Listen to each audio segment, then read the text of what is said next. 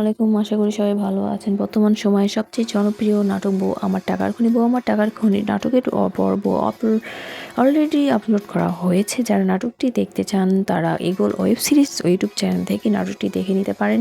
এ পর্ব দেখা যায় মুন্না মারা গেছে, কিন্তু এটা ছিল মুন্না তার বাবা মার সাজানো নাটক। এই খবরটা হাফসার কানে দেওয়ার পর বারবার শুধু মুন্নার বাবা মা হাফসাকে বাড়ি থেকে বের হয়ে যাওয়ার ইঙ্গিত দেয়।